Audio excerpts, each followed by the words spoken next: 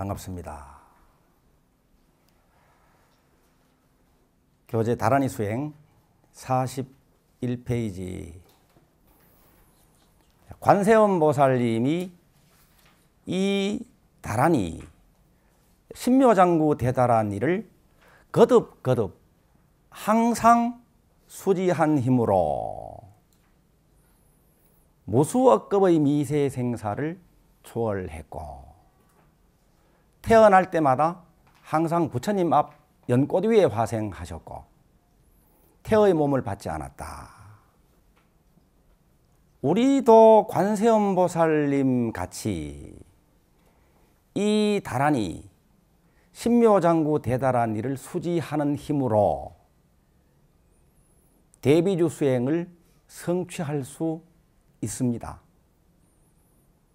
대비주 수행을 성취할 수 있는 그 비결은 여기에서 말씀하시기를 거듭거듭 항상 지송하는 것으로 여기서는 말씀하고 계십니다. 대비주 수행 성취의 왕도가 거듭거듭 항상 수지하는 것입니다.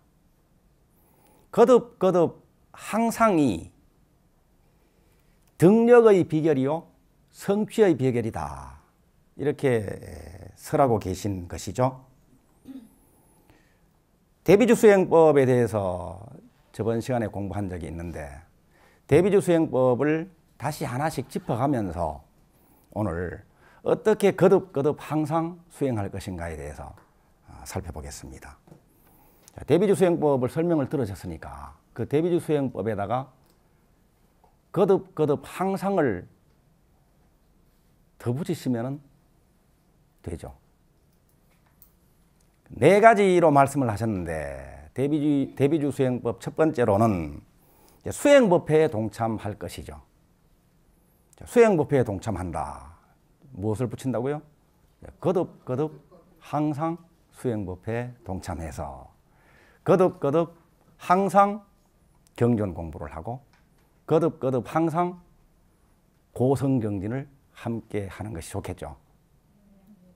두 번째로는 대비주 지송을 어떻게 할 것인가에 대해서 설명을 드렸었는데, 혼자서 대비주를 지송할 때는 그 순서가 먼저 천수경을 독송하고 스스로 작성하신 소원문을 읽고 대비주 49독 혹은 그 이상을 한자리에서 독송한 후에 나머지 시간에는 틈틈이 대비주를 지송하는 것이 대비주 지송법이다, 이렇게 설명을 했고요. 오늘은 우리들이 49일 기도를 다시 입지하는 날인데 49일 단위로 거듭거듭 여러분들이 정해서 수행하는 것이 좋겠죠. 또 세 번째는 오늘 할 일로 수행한다. 오늘 할 일로 수행하는 방법은 그것도 세 가지로 말씀드렸는데, 첫째는 감사한 마음으로 즐겁게 또 능력을 끊임없이 향상해 나가고, 그 일을 통해서 관련 있는 분들에게 이로움을 주어서 복을 짓는 것이 일을 통해서 수행하는 방법이다, 이렇게 공부를 했었습니다. 수미단 보살이라는 분이 계십니다. 이 수미단 보살은 제가 그 보살님 이름을 지은 거예요. 여러분들한테 소개해드리기 위해서. 이 수미단 보살님은 여러분들처럼 기도 열심히 하기로 소문난 분입니다. 아주 손꼽히는 분이에요. 젊은 시절부터 유명한 기도처에는 가서 몇 날 며칠 동안 가행정진을 하기도 하고, 또 불사를 하거나 필요할 때마다 큰 시주도 하고 보시도 많이 하는 분입니다. 이 보살님은 젊은 시절에 고급 부띠끌을 경영했습니다. 돈도 많이 벌었어요. 이 기도를 잘하고 또 자비롭고 모습도 아주 훤하시고, 이렇기 때문에 도반들로부터도 칭송이 자자하고 또 스님한테도 인정받는, 소위 도반들이 그분을 부를 때 대보살님 이렇게 부릅니다. 이런 보살님인데 밖에 나가서는 이 자비행을 실천하고 도반들과 더불어서 수행도 잘하고 또 절 행사 때 앞장서서 일도 잘하시는 분인데 딱 한 분한테 잘 안 돼요. 예. 아, 왜 웃으세요? 예.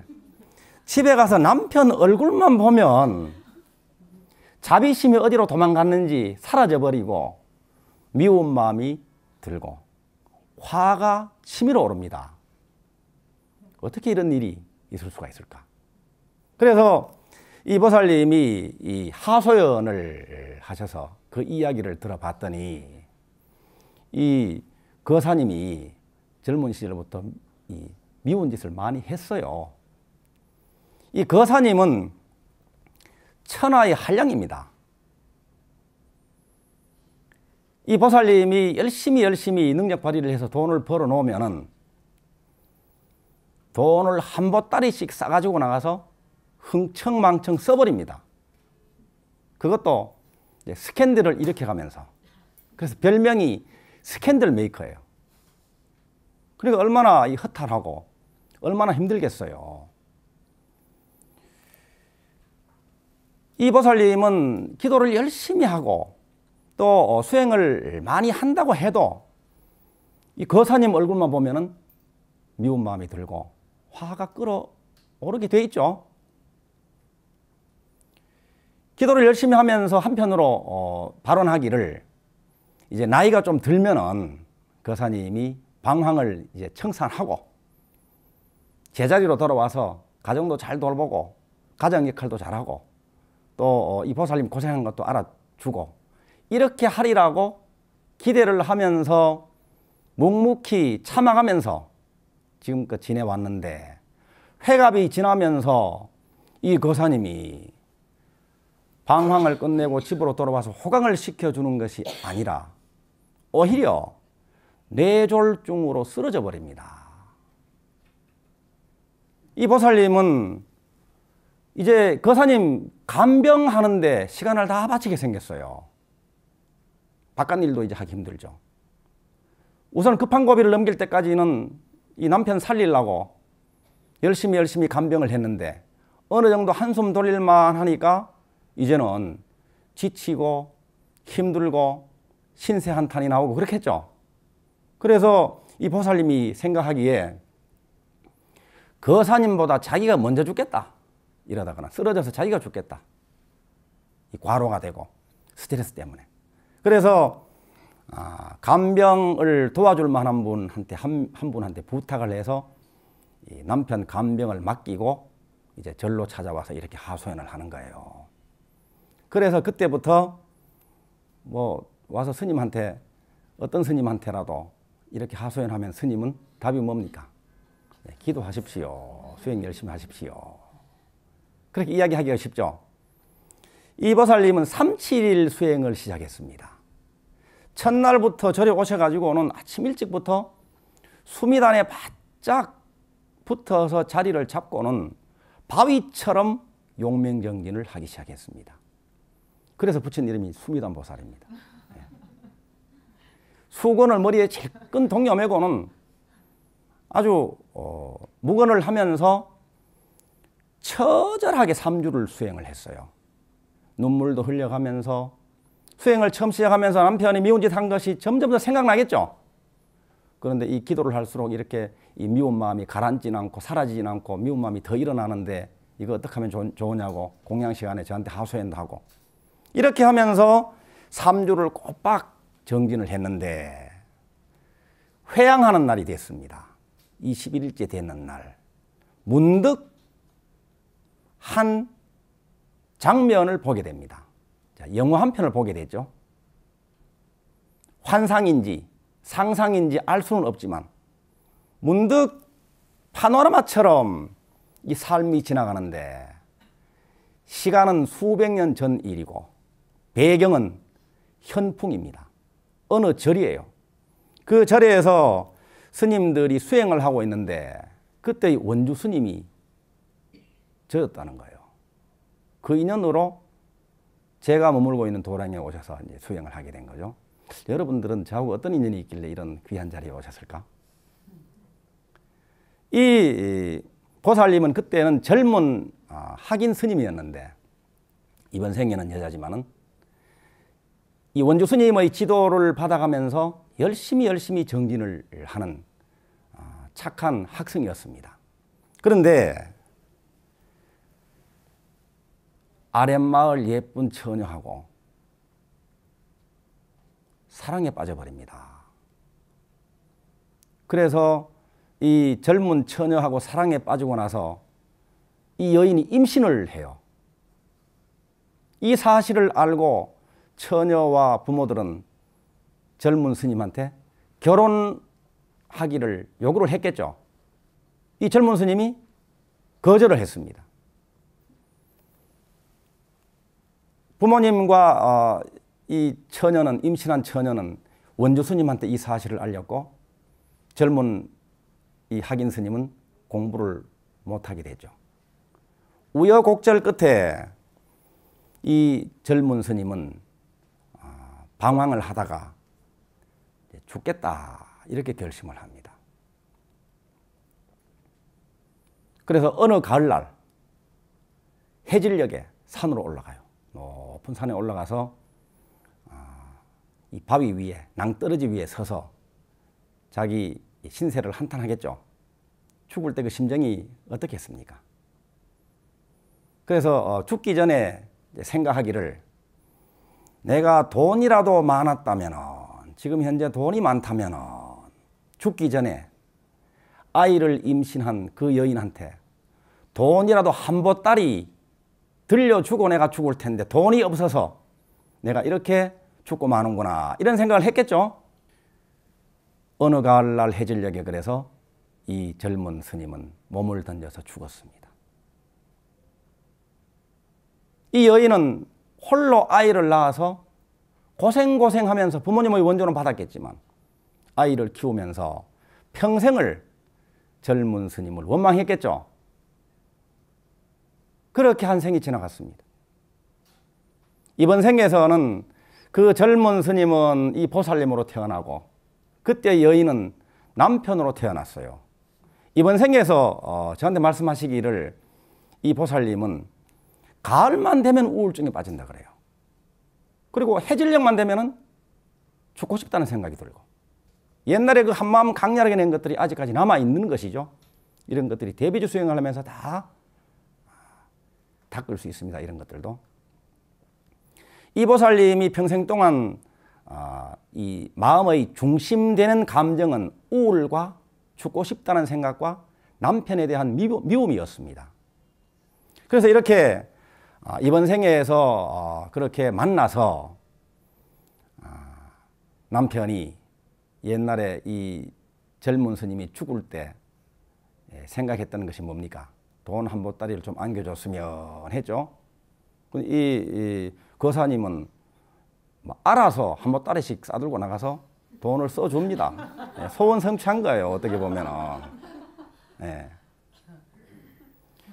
이렇게 영화처럼 한 생애를 샅샅이 훑어보면서 이 보살님은 눈물을 흘리면서 참회를 하고 그렇게 회향을 했죠.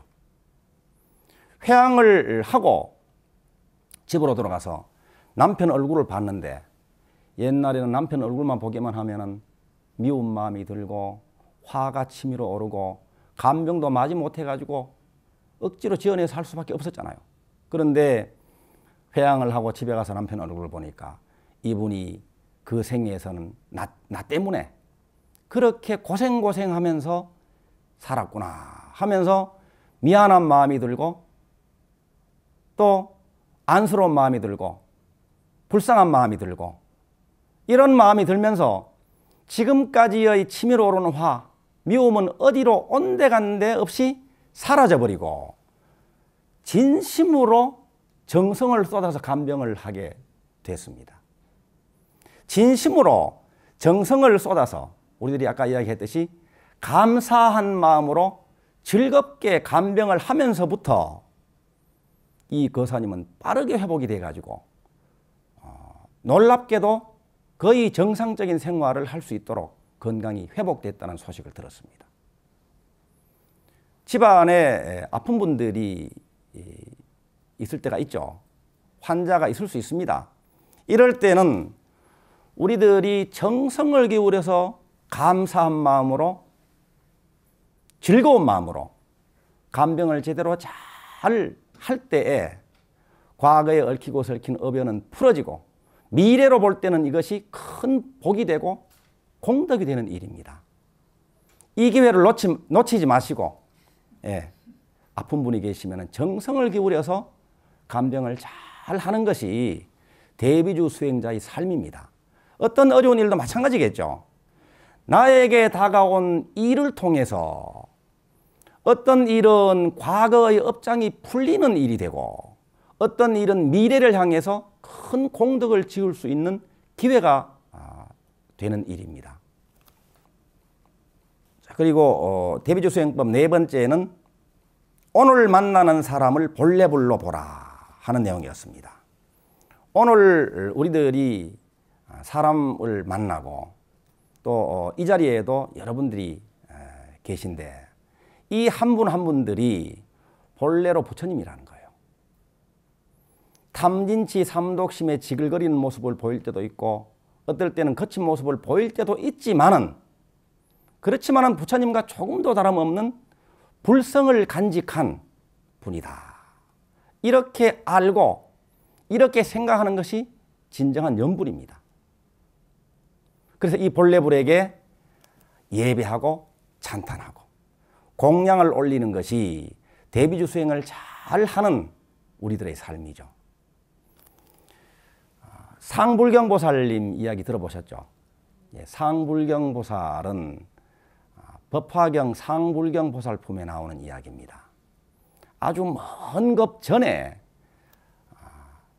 상불경보살님이 계셨는데, 이 상불경보살님은 수행을 만나는 사람에게 깊이 공경하면서 예배하고 찬탄하는 것으로 수행을 삼았습니다. 어떤 사람을 만날 때 이렇게 이야기합니다. 나는 당신을 깊이 공경합니다. 당신은 성불할 사람입니다. 이렇게 예배하고 찬탄합니다. 그 누구를 만나도 차별 없이 나는 당신을 공경합니다. 당신은 성불할 뿐입니다. 이렇게 예배하고 찬탄합니다. 사람들이 많이 모여 있는 곳이 있다면 그쪽으로 다가가서 당신들은 미래 성불할 분들입니다. 예배하고 찬탄합니다. 끊임없이 이렇게 수행을 삼았습니다. 그 중에서 어떤 사람들은 이 나뭇가지로 때리기도 하고 돌로 때리기도 하는 사람이 있었는데, 그럴 때는 피해서 달아나서 저 멀리 가서 다시 그쪽을 향해 가지고 나는 당신들을 깊이 공경합니다. 당신들은 끝내 성불할 분들입니다. 이렇게 예배하고 찬탄하는 것을 그치지 않았다는 거예요. 이 상불경보살님이 나중에 성불을 하셔서 부처님이 되셨는데 바로 서가모니 부처님이세요. 서가모니 부처님의 전생 이야기에 해당됩니다. 우리들이 상불경보살님에게 배울 점이 있죠. 첫째는 예배와 찬탄을 만나는 사람마다 실천했다는 이야기입니다. 마음속에 간직하고만 있지 않고 실제로 만나는 사람에게 예배와 찬탄을 실천했다. 그리고 두 번째는 그 누구에게도 어떤 사람에게도 차별하지 않고 당신은 성불할 사람입니다. 이렇게 알고 예배 찬탄했다는 거예요. 그리고 세 번째는 어떤 사람들이 나뭇가지로 때리고 돌로 때리더라도 박해를 하더라도 굴하지 않고 멈추지 않고 쉬지 않고 박해를 받더라도 끊임없이 아까 경전에서 말씀하시던 바와 같이 거듭거듭 항상 예배 찬탄을 멈추지 않았습니다. 우리들의 대비주 수행도 이와 마찬가지입니다. 오늘 만나는 사람들 한 분 한 분들에게 본래로 갖추어 있는 불성을 바로 보는 것이 우리의 안목입니다. 겉으로만 보고 그 사람을 무시하거나 비난하거나 운명이 어둡다고 이야기하지 않고 그 속을 있는 그대로의 실상을 제대로 봐서 예배하고 찬탄하고 공양 올리고 이렇게 하는 것이 오늘 만나는 사람들을 통해서 수행하는 길입니다. 가까운 분들부터 실천해야 되겠죠. 아까 그 수미담보살님처럼 다른 분들한테는 다 되는데 한 분한테 안 되도록 하지 말고 사실 한 분한테 되면 다른 분들한테 다 됩니다. 그죠? 그래서 이 거사님을 통해서 아까 수미담보살님은 수행이 완성되는 거예요. 그리고 거사님의 그런 고생을 시켜주는 덕분에 과거에 얽히고 설켰던 어변들이 풀어지고 업장이 소멸되고 미래를 향해서 큰 복을 쌓는 삶을 살게 된 거죠. 자, 다시 이 경전으로 되돌아가서 관세음보살님은 이 다란이를 거듭거듭 수지하고 항상 지송했습니다. 이렇게 거듭거듭 항상 이 다란이를 수지하는 힘으로 말미암아 태의 몸을 받지 않는다. 이렇게 말씀하고 계시죠. 태의 몸을 받지 않는다는 말은 속박당하지 않는다는 뜻입니다. 감정의 울타리에 갇히지 않는다, 빠지지 않는다는 말이에요. 고정관념, 편견, 자기 한정에 사로잡혀서 머물러 있지 않는다는 이야기입니다. 벼룩 아시죠? 벼룩. 벼룩 아세요? 예, 벼룩이, 벼룩. 이 벼룩은 몸집이 아주 작잖아요. 작은 몸집에 비해서 점프의 천재입니다. 점프력이 아주 좋아요. 이 방바닥에서 점프를 하면은 천장에 부딪힐 정도로 점프를 잘합니다. 이 벼룩을 통해서 우리가 배울 점이 있습니다. 여러분들 참 훌륭하십니다. 이제 벼룩이한테도 배울 정도 되면은 모든 대상들한테 마음을 열고 이제 스승으로 모실 줄 알면은 하심이 이루어진 것이고 공부할 자세가 된 것이죠. 이 지그 지글러라는 미국 분입니다. 정상에서 만납시다라는 책을 예전에 본 적이 있는데 그 책 내용 중에 하나입니다. 이 지그 지글러가 벼룩을 가지고 실험을 했는데 그냥 보통 때에는 한 2m 이상 점프를 하는데 이렇게 점프를 잘하는 벼룩을 10cm 높이의 실험용 병에 담습니다. 그리고 뚜껑을 닫아요. 그러면 그 병 안에서 벼룩이 점프를 하겠죠? 점프를 시도했다가 병막에, 병 뚜껑에 막혀가지고 다시 내려가고 이렇게 해서 거듭거듭 점프를 하다가 부딪힐 때마다 생각하기를 내 점프 실력은 10cm 정도로구나 이렇게 생각합니다. 다시 한번 점프를 해봅니다. 몇 cm까지 점프했습니까? 10cm입니다. 나는 점프를 10cm 정도만 할 수 있어. 이렇게 한계를 정해버립니다. 이게 자기 한정이죠. 이 벼룩이 이제 결혼을 해가지고 아들을 낳고 딸을 낳습니다. 벼룩이가 자기가 생각하기를 나는 점프를 10cm 정도만 할 수 있다 이런 생각을 하고 있죠. 이것이 아상, 인상, 중생상, 소자상 중에 나는 어떠하다 하는 것은 아상이죠. 아상입니다. 아들하고 딸이 낳았어. 아들이 몇 cm 정도까지 점프할 수 있을 거라고 생각할 것 같아요. 나와 마찬가지로 우리 아들도 10cm 정도밖에 점프를 못할 것이다. 이렇게 생각하겠죠. 나 말고 네가 그렇다 하는 것은 인상입니다. 이렇게 해서 고정관념과 편견과 자기 한정이 만들어지는 거예요. 이렇게 되고 나서 지그지글러가 병 뚜껑을 열어놓습니다. 뚜껑을 열었기 때문에 이 벼룩은 껑충 뛰어 올라가지고 밖으로 나올 수가 있는데 점프를 하긴 해도 10cm 정도까지 하고 다시 병 안에 갇히고 맙니다. 이게 바로 자기 한정이에요. 여러분들은 이런 거 있습니까? 없습니까? 자, 벼룩이가 뭘 해야 될까요? 대비주 수행해야 됩니다. 벼룩이. 태의 몸에 갇혀있기 때문에 거기서 벗어나야 되죠. 자기 한정에 빠져있는 분들은 대비주 수행할 때 이런 것들이 다 거칩니다. 자기 한정이 거칩니다. 고정관념이 사라지고 편견이 사라지고 색안경을 벗게 되는 거예요. 있는 그대로의 실상을 보게 됩니다. 자기 자신을 있는 그대로 봤을 때에 자기가 모르고 있던 자기의 가능성, 무궁무진한 잠재력이 이미 갖춰져 있다 하는 사실을 바로 보는 거예요. 이게 대비주 수행을 통해서 자기를 바로 봤을 때 이렇게 되는 것이죠. 자기를 바로 볼 때에 다른 사람이나 세상도 바로 볼 수가 있습니다.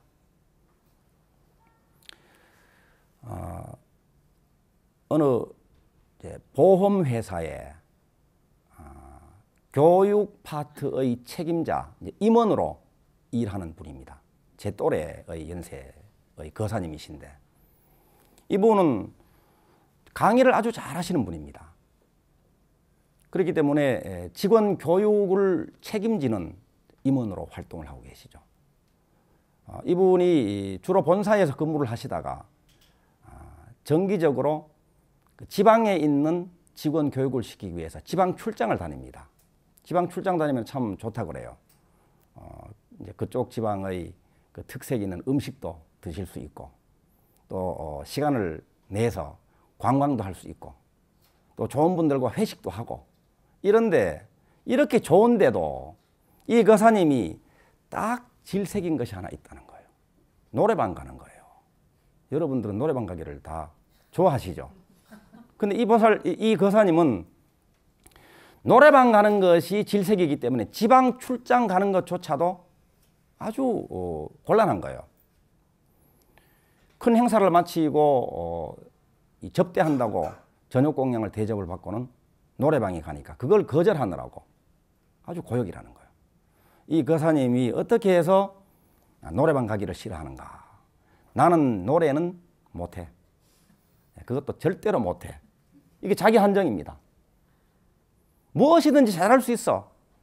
처음에는 어렵지만 잘 못하다가 익숙해질수록 연습할수록 잘할 수 있어 하는 것이 좋은 자기에 대한 신념인데 노래만큼은 나는 안 돼. 이런 마음을 가지고 있는 거예요. 이것이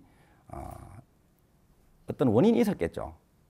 이 거사님이 어렸을 때는 그래도 노래 꽤나 했습니다. 어릴 때 노래 못한 친구들 없잖아요. 유치원 다니고 초등학교 1학년, 2학년 때는 다 노래 잘합니다. 그죠? 어떻게 증명할 수 있는가 하면 이 거사님도 어릴 때 명절 때 어르신들이 모인 자리에서 재롱을 떨고 노래를 부르고 하면 박수도 받고 또 용돈도 받고 이렇게 한 분이에요. 초등학교 1학년, 2학년 때까지도 그랬다는 거예요.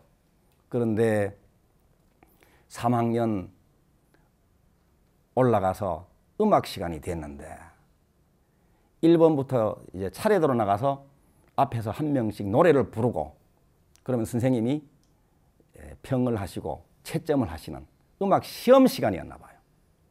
이 거사님이 차례가 돼서 앞에서 노래를 아주 씩씩하게 열심히 잘 불렀는데 선생님이 하시는 말씀이 책 잘 읽었다. 이렇게 이야기를 했는데 그 소리를 듣고 그 학급 그 반 애들이 전부 다 와 웃음을 터뜨리고 이 거사님은 홍당무가 돼가지고 아주 창피를 당한 것처럼 돼버린 거예요. 그래서 그때 결심하기를 나는 노래를 이렇게 잘하는 줄 알았는데 못하는 사람이다. 앞으로는 노래를 절대로 안 하리라. 이렇게 결심을 한 거예요. 그래서 이 거사님이 말씀하시기를 그 이후에는 노래를 한 번도 한 적이 없다는 거예요. 노래하면 또 창피당할까 봐. 이 거사님이 어떻게 벗어날 수 있을까요? 모든 질문에 대한 대답은 대비주 수행입니다. 그죠? 이렇게 대비주 수행을 할 때 그 창피당했던 그 현장으로 다시 시간을 되돌려서 마치 그 현장에 가는 것처럼 되죠. 그때의 일을 재경험합니다. 그때 노래 불렀던 때의 장면과 또 자기의 목소리와 또 친구들이 비웃는 듯이 웃음을 터뜨리는 장면, 그러면서 그때의 그 창피한 감정, 이런 것들을 생생하게 다시 느낀다고 해서 재경험한다 그래요. 재경험을 하면서 풀어지는 거예요. 그래서 나는 노래는 절대로 못하는 사람이다 하는 그 아상에서 벗어나는 거예요. 그래서 그런 마음이 사라졌을 때에 한 마음 내시면 됩니다. 나는 노래도 잘할 수 있는 사람이다. 이렇게 바꾸시면 되죠. 그러면 자기가 스스로 정하는 대로의 삶을 살 수가 있는 거예요. 거듭거듭 항상 이 다란이를 수지하는 힘으로 말미암아 고정관념, 편견, 자기 한정에서 벗어날 수 있다. 거듭거듭 항상 이 다란이를 수지하는 힘으로 태어날 때마다 항상 부처님 앞 연꽃 위에 화생한다. 이 말은 불국토에 태어난다는 말입니다. 여러분들은 다 불국토에 태어날 분들이고 대비주 수행자인 여러분이 있는 지금 이곳이 바로 불국토라는 말씀이기도 합니다. 여러분들이 머물고 계시는 집이 불국토고 일터가 바로 부처님 계신 도량입니다. 지옥이라는 문패가 붙어 있는 곳이 있다고 칩시다. 그것도 불국토인가요? 마찬가지로 불국토입니다. 그곳은 여러분들이 지옥 중생들로 보이는 본래 부처님들을 위해서 구제 활동을 해야만 하는 불국토예요. 만약에 우리들이 삶을 살다가 진흙탕을 만날 때는 마찬가지로 그것도 불국토예요. 진흙탕은 어떤 장소입니까? 연꽃을 피울 장소다. 이렇게 절대 긍정으로 여길 때에 어느 때나 자기가 있는 곳은 불국토고 자기가 태어나는 곳은 불국토로 되는 거예요. 또 거듭거듭 항상 이 다란이를 수지하는 힘으로 무수억급의 미세생사를 초월한다. 이렇게 말씀하고 계십니다. 시간과 장소, 여건에 따른 온갖 시비분별을 초월해서 대비주, 주인주, 시간과 공간과 여건의 주인으로 살게 된다는 말입니다. 시간과 공간과 여건의 자제로운 삶을 살게 된다는 이야기예요. 대비주 수행자들은 시간이 언제이기 때문에 또 장소가 어디이기 때문에 여건이 어떻기 때문에 나는 안 된다, 나는 못한다, 나는 불행하다 하는 것을 졸업하라 이 말입니다. 남 탓을 졸업하고 핑계거리를 졸업해버리면 어떤 시간, 어떤 장소, 어떤 여건이라도 바로 불국토예요. 원망하고 불평할 때 불국토가 바로 지옥으로 바뀌기도 합니다. 어떤 곳, 어떤 시간, 어떤 여건에서라도 맞아들여서 대비주로 살 때 그것은 불국토입니다. 몇 년 전에 우리는 한라산 정상 백록담을 바라보면서 대비주 기도를 하고 온 적이 있었죠. 이른 새벽에 서둘러서 출발을 해서 1950m 남한에서 가장 높은 한라산 정상에 올라가서 백록담을 바라보면서 대비주 21독을 하고 내려오기로 정하고 등반을 했었죠. 정상에 올라가서 신묘장구 대다란이를 외우기 시작했는데 그때까지만 해도 눈발이 내리고 바람이 세차게 불어왔습니다. 우리들이 신묘장구 대다란이를 한독하고 두독하고 삼독 했을 때 바람이 멈추고 눈발이 펑펑 내리던 눈이 그쳐서 안개가 자욱하게 드리워져서 보이지 않던 백록담이 선명하게 드러났습니다. 그래서 그 백록담을 바라보면서 환희로운 마음으로 신묘정부 대다라니를 21독을 하고 내려왔습니다. 얼마나 참 좋은 값입니까? 그죠? 예, 이것이야말로 대비주기도의 값입니다. 지난해도 또 다녀왔습니다. 지난해. 예. 지난해에도 우리 보살님들하고 불자님들하고 같이 새벽 일찍 출발을 해가지고 1950m 정상까지 올라가서 백록담을 바라보면서 신묘정부 대다라니 21독을 하고 내려와야 되겠다. 이렇게 생각을 하고 정상 정복을 했죠. 예. 눈발이 세차게 내리고 바람이 세차게 불었습니다.